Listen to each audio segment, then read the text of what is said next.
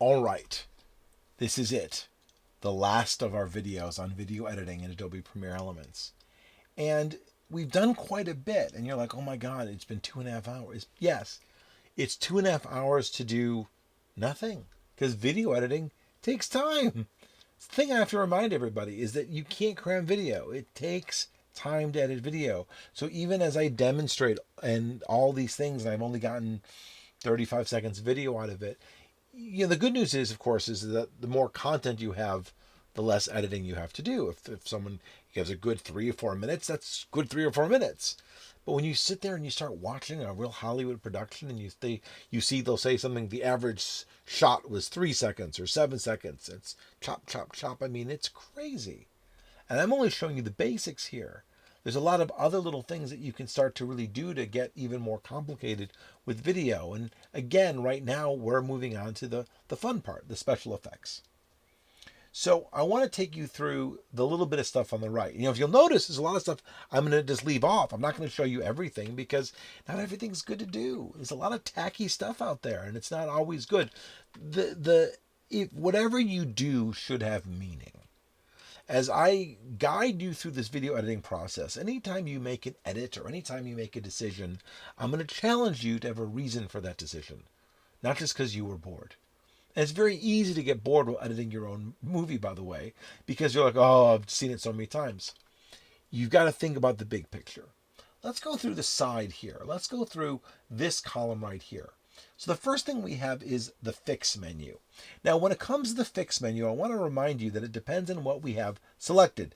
And what we have visible is where our playback heads over. What we have selected is not always what's visible.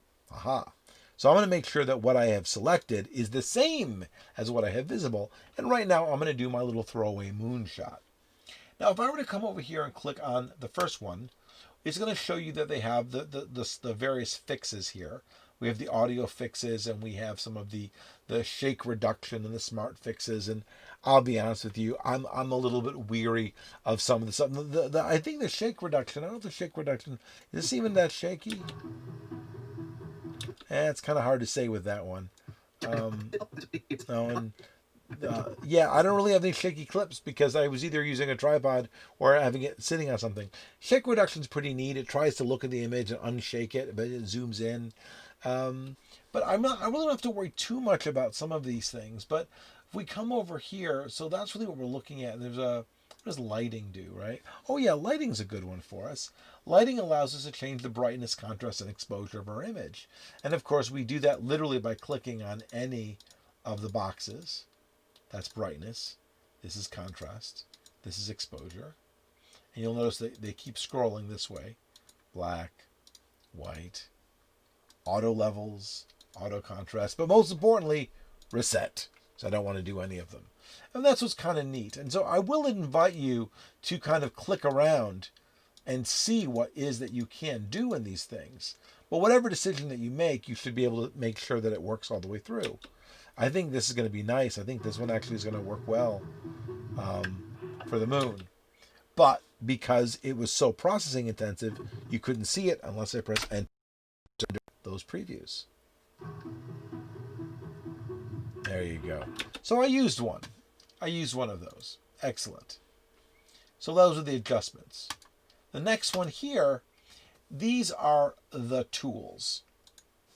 Now, when I look at the tools are going to be certain things that we can have some fun with. Now, audio tools, that's where the narration was. Oh, that's where they put the narration one. I went up this way. It's over here. See, I make mistakes. But under video, there are really two things here that I think are very useful. The first one is called freeze frame. And the freeze frame, what it allows you to do is allows you to pause your movie. I'm not going to do it for the whole movie. So let me just come over here and grab any clip. Let's say this clip. Put my cursor over here and click freeze frame. And what that does is it basically does a quick snapshot of it. I can say insert in the movie. And what it does is it's going to take my movie, pause, put that frame in for 5 seconds, and continue again. And freeze frame can be very, very useful. So that one is the one I highly recommend. And another really cool one is called time remapping. Now, timer mapping, oh my God, people love timer mapping. I won't lie, there's a lot of good use for it. Timer mapping, I'm so used to dragging it. You just click it and then click it. They're buttons. That's all they are, is buttons. What timer mapping allows me to do, it allows me to change the speed of my clip. That's where I wanted to do it. Then click on the control on the playback head.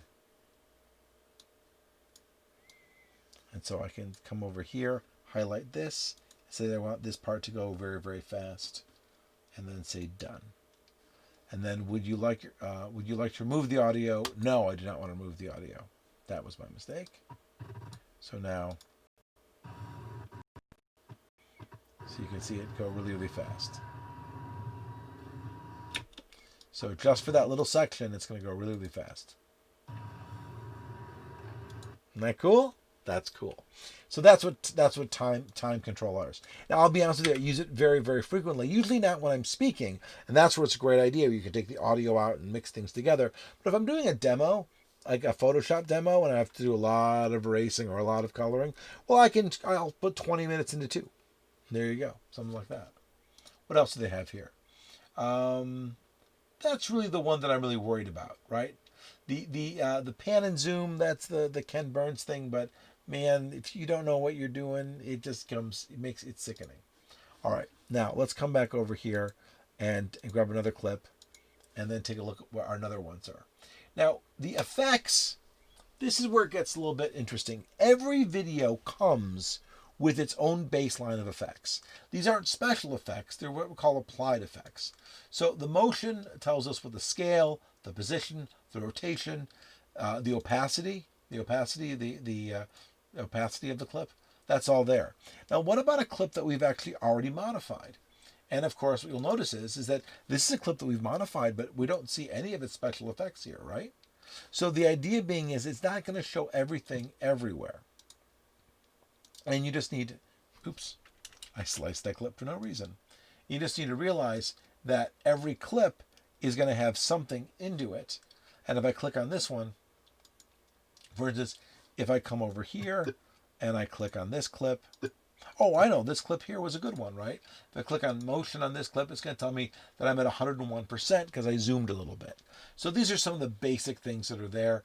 Nothing too crazy here. They're just called the applied effects. All right, now, what about the other effects? Now, these are the special effects. So the other ones were fixes, and these are special effects. So for instance, let's say I wanted to turn this into a black and white clip. I click on the black, if I come over here and I drag it onto my video clip, and now I've got this whole black and white thing going on.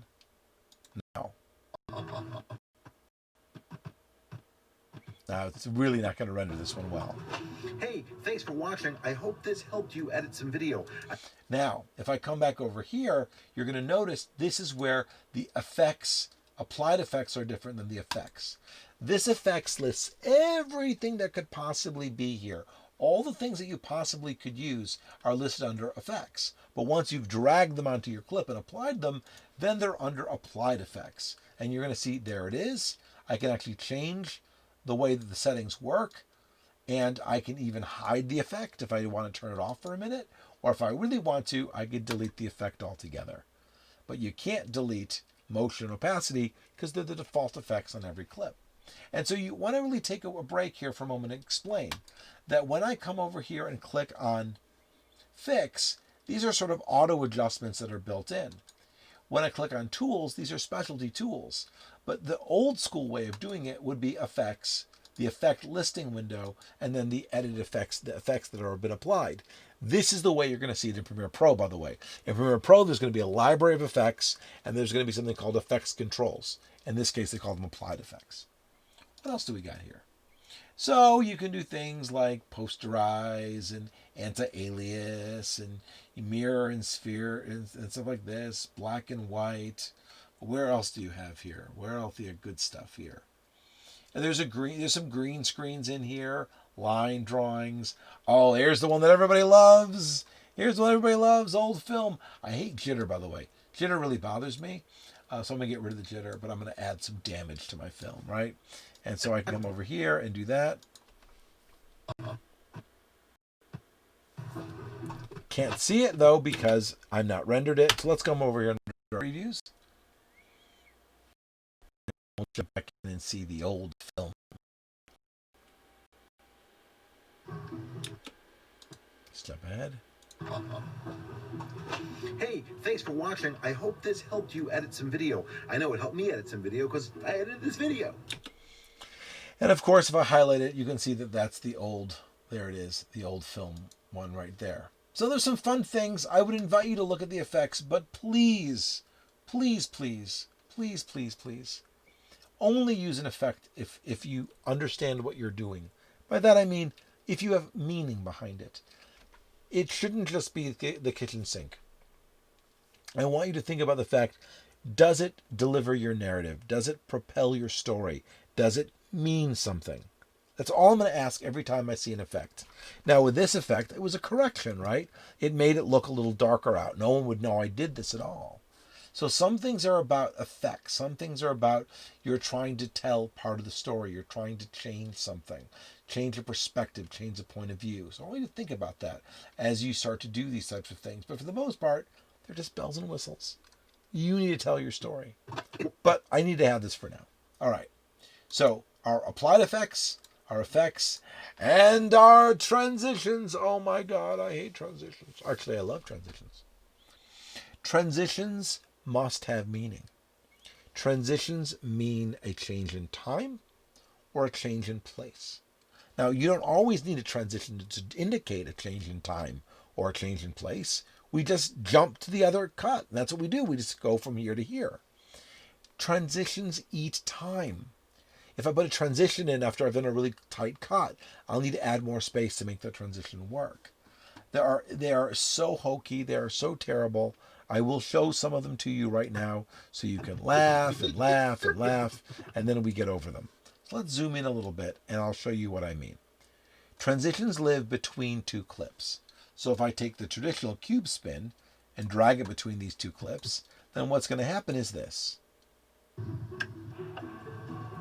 And notice, by the way, if action was happening during the spin, you would miss that. So I'd have to adjust things accordingly. You don't want to change the duration of the spin. The 1 second is sort of traditional. But I did just eat some of my narrative, and I would want to have changed that. And if you don't like that transition, you highlight it, and you delete it, and you try another one. And they're so, so terrible. Drag it between the two, and get it out of your system now. Get it out of your system. Get rid of them. But I will tell you that cross dissolve can work. Cross dissolve can work. I won't deny. And of course, if you want to do something drastic, you might do a dip to black.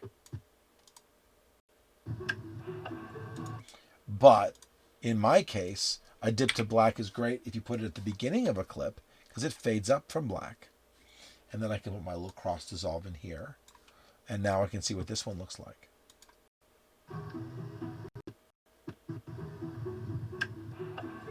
So you can see there can be uses for it, but all these crazy, silly little things are totally a waste of time. I mean, let's be practical. I'm gonna show you another one just because they're so ridiculous. Let's do this one here. Let's do the magic carpet. Everyone loves the magic carpet. Video. It's and again, it ate time, and I would have had to adjust accordingly. So many silly things. You can enjoy them. You can have fun looking at here's the star effect. I'm doing this literally so you don't have to. The tree. Oh, that one worked. No, it didn't. The tree. The tree. Yeah, let's be really careful about these things. There are so many of them, and they make people happy, but they don't make me happy because they don't always tell your story. Now, I will tell you that there was a TV show I was watching where it took place in two different universes, and they kept using a transition to show you that you were portaling from one universe to another. That actually worked, but they're hokey. I want you to watch television and movies and ask yourself, when was the last time you saw a wipe or a fade?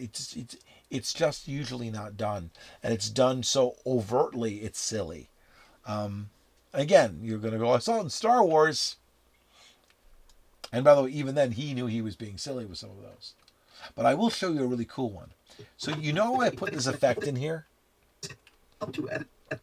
Well, what I'm going to do is, I'm going to split this clip right here. Now, that's a perfect cut. Watch that. See that perfect cut? I hope this helped you edit some video. I know it. That was a perfect cut. And this cut, let's come back over here. This clip has the old film effect. And this clip has the old film effect. But if I delete the old film effect from this clip to this clip, now... Hey, thanks for watching. I hope this helped you edit some video. That was just a jump. But if I come over here and add a cross dissolve, then the only thing that's going to change between these two clips is that the effect is going to fade away. I hope this helped you edit some video. I know it helped me edit some video because And that's very useful. The idea of having something that you had fade away. So like, for instance, let's come over here and again, we're going to do a little bit more of these fades, because the fades are very, very useful. So let's say I have this room come up. I want that room to fade away.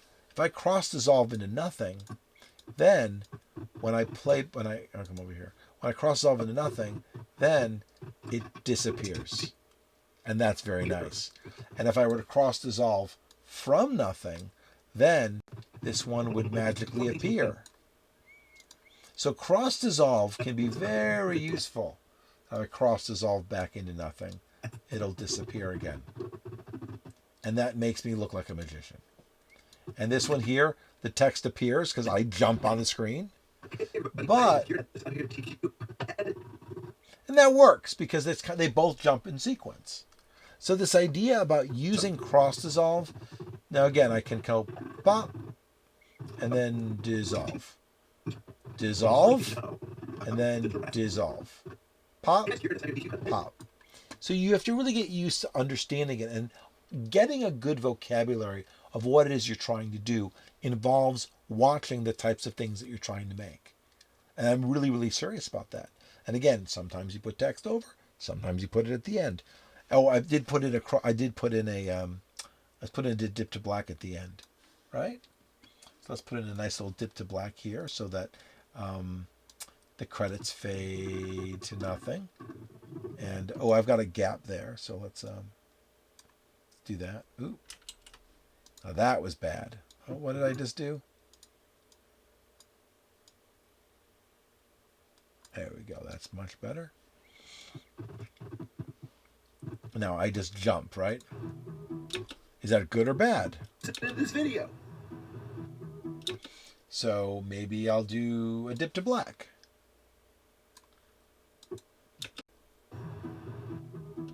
But now I have to ask myself, did I leave enough room?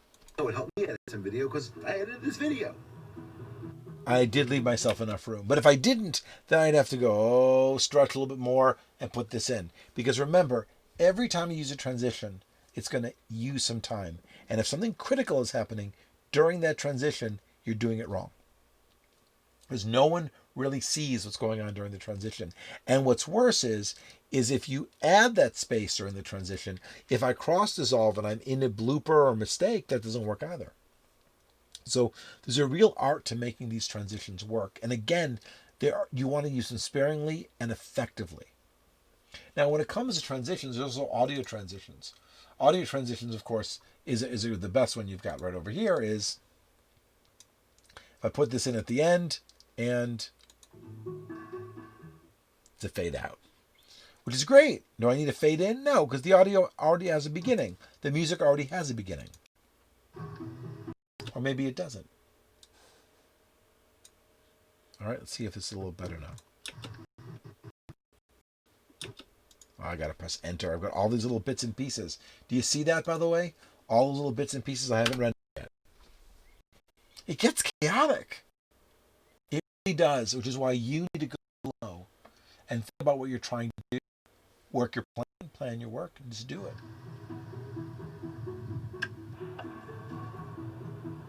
So, as you can see right here, one of the most important things you need to know is about the giraffe.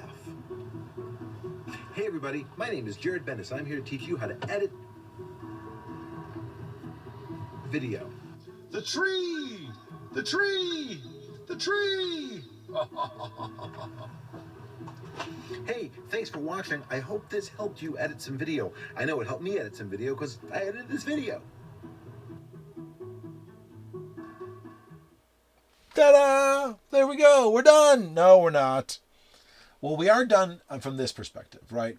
So we have looked into, and I'm going to go again. I want to walk around the clip, the special effects again. We have the adjustments, which allow us to fix a clip, and these are buttons. We have the tools, which are also buttons. They're a little bit more convoluted. And again, we have audio tools and video tools. And the big audio tool here was narration, which, by the way, I showed you elsewhere, but it's the same thing. The echo, by the way, was completely lucky. It was just because I had these two things together. We also have our effects, which are our applied effects, which start with motion and opacity, and we add to them whatever we want, which include these things, all of our video effects, and all of our audio effects. I didn't show the audio effects. And the audio effects will have things like reverb, and pitch shifter, and volumes, and delay, and mostly silly things that we're not going to use too much of, because if you get to this point, you should be doing a lot of audio editing. And then, of course, lastly, we have our video and audio transitions, which I spent more time on them than I want you to do. I'm not going to lie. A couple of crossfades here and there can be very useful. But for the most part, you need to learn to jump cut or just cut your video. I will tell you the one thing that you'll see, which I'll allude to right now, but I don't want to go into great detail, is when you start watching television to understand how to edit video, you really want to watch reality television. Reality television is amazing, and I mean things like Survivor. Survivor is a television show that is completely fabricated in the editing room. They film it all and then they edit it. And when you really watch Survivor, what you see is a masterclass in editing. When you watch cooking shows, like cooking competition shows, you see is a masterclass of editing. You see them cooking, you hear a voiceover, it cuts from the voiceover, the person sitting there having the voiceover, then it cuts back to them cooking, and it's sort of like what's going on, and you almost are watching things masking over each other. It's a great way of doing it. If I was talking right now, hey, how are you? And then wanted to cut to like another paragraph, and you don't want to see me do the cut, you'd go, hey, how are you? Show something else while I'm still talking in the background, and then cut to something else. And you can get away with adding graphics and then removing graphics. It's the wildest thing. But the only way to learn to do this is to get a sense of the vocabulary. And the best way to get a sense of the vocabulary is to watch some reality television. And I'm serious. Reality television is television where editing is primary. And that's where it's a great way of following it. Motion pictures, not so much. That's not what we're doing here. We're doing little sort of mini documentaries. All right, let's take a look. We are not doing our motion titles, though we have our classic titles. Oh, God, no. We have music, which I think are their audio, built-in audio effects. And then, of course, they have little graphics that they can add to the clips. But again, this is the part of Premiere Elements that I don't care about. The reality of it is that I want you working with your materials. I want you to use the materials that you've provided. I don't want you to get caught up in the bells and whistles of me having some sort of a butterfly floating by my video because Premiere Elements allowed me to do it. That's where programs like this get a bad rap, because people are like, that's not how you edit video. A lot of crap comes out of this program because they have a lot of bells and whistles, which are crappy. But the reality of it is if I do a video on Premiere Pro, it'll be literally the exact same video as this, but just showing you where the controls are differently. And that's it. It's going to be just showing you where the controls are differently. And that would take another good hour and a half to show you how to do this in that program. All right. Let me press that button to make it go away. One last thing. And that thing is we have to export. Now, thank God they've changed it again. It used to just be called share, which is terrible. It's like, I'm going to share the video with myself. But now it's called export and share. And it's right up here in the corner. And it's the last step. Because we haven't done anything yet. That's the funniest part about this. We haven't done anything at all. What we've done is we have taken all of our assets And we've brought them into this program, and this program is just assembling them and made a very, very simple set of instructions. But what I need to do now is I need to execute those instructions to actually create new video. So one last thing I want to show you. I mentioned, by the way, that this program can't affect any of your assets, right? So this program doesn't actually edit the other clips. It can generate new clips, but it doesn't actually edit any of your other clips. But what I want to show you is something very important, and that is that while this program can affect your assets can affect this program. And what do I mean by that? And what do I mean by that is, if I were to come over here to my video demo, and I were to grab this tall tree image, and I were to come over here, and I would open it in Photoshop. And remember, I'm still in Premiere Elements. Premiere Elements is still loaded right now. It's the last little lesson before we export, but it's a really good one. It's a dangerous one. So remember, Premiere Elements is open. I've grabbed this photo right here, and I'm going to come over here and I'm going to grab a paintbrush, and I'm going to put a big old smiley face in the sky. And if I hit save right now in Photoshop,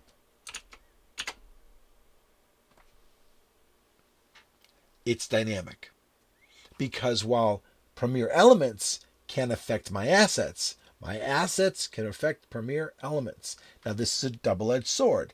It's great because if I have like a really bad audio file and I need someone to clean it up, I can swap it out later. But I just want you to realize that's just how dangerous this is. I actually like that picture, so I'm going to undo that and save it again. And now I'm back to normal. Yay. All right. Export and share. Now, we have to look at export and share very, very carefully, because you're tempted to go, ooh, look, online, YouTube. No way in hell are you going to let Adobe Premiere Elements let you log into YouTube from here and upload directly. I want to see it first. I want to know it's good first. This is not the way to do this. I don't want to burn a DVD from here either. There's no way I'm going to let it burn a DVD. So you want to do is look at devices. Now with devices, what you really want to do is say, I'm saving it to a computer. What do I want? Well, you want this HD 1920 by 1080 because that's what you started with. Remember, you've got all these lists of the things that you started with. We already had this discussion. What format? And if you look on the format, it's already there. It shows you MPEG-4. And then it asks me the quality, low, medium, or high. Well, you know what? I'm going to go high. Now, this last part I want to be very careful about. It's called Share Work Area Bar Only. We haven't talked about the work area bar. And I'm going to hit cancel right now so I can show it to you. This area here is known as the work area bar. And it's been growing the entire time I've been creating this project. And it's gone from here to here. Let's say for a moment that I've created this long movie, but I only want to do the first 10 minutes of it. Well, I could come over here and say, I only want to have from here to here, and that would be the work area bar. It's a way of selecting only part of your project. Or you can go all the way out to the end. And of course, there you go. The dangerous part is if I were to have, let's say, some image way out here, then it could be that my work area bar would get auto-expanded, and I don't want it to be that way. So you've got to be careful to know where your work area bar is. Or basically, if I didn't do that, by the way, it would automatically try to render everything, which means it would get the stuff way back out there. So it is a good idea to actually ask yourself, does your work area bar represent the beginning and the end of your project? Which, by the way, it does. And if it doesn't represent the beginning and end of your project, where does the beginning and end of your project begin and end, which is fine. If you want to make sure there's nothing way out there, by the way, just click at the end of the video. If it highlights, then you know there's something there. So I'm going to go export again. Export to the computer, 1080p, MPEG-4 high resolution. TV allows me to do MPEG or MPEG-4. Mobile, MPEG-4. Custom allows me to go crazy. It allows me to choose everything I want, MPEG-2, AVI, H.264, MPEG-4, but basically none of this matters. And the reason none of this matters is because we don't need to, if we were doing this level of export, video exporting, we wouldn't be using Premiere Elements. So we're going to go to Devices, Computer, and we're going to do HD 1080, and that's where it is. Now remember, if we were using, like say, old videotapes, I would scroll over here and I would do SD 480, but that's not what I'm doing. HD 1080, again, match what you started with. That was the entire process. H264, I'm going to do high quality. Doesn't matter if I click it or not, but I will. My big file name, it's already saving to the right, no, it's saving the wrong folder, by the way. I want it to save it to my folder, so I'm going to come back over to my video demo, so it's going to save in this folder right here. And then I'm going to say, and it lets you, there's a little scrubby bar, by the way, so you can see what you're saving. And I will hit save. And it's going to render the media. Now this is going to do a full render. This is going to give me the highest quality possible. Now, interestingly enough, it was 12 minutes, 1 minute, but it's taking longer than the video is. Can you imagine that? It's taking a minute to render 30 seconds. So imagine if you had an hour-long video, it's going to take 2. Maybe. It depends on the computer you're working with. But there you go. And now, only now that it's done, open folder, thank you very much. Now I feel comfortable double-clicking on this file, viewing it, and if it's good enough, then I will take it to YouTube.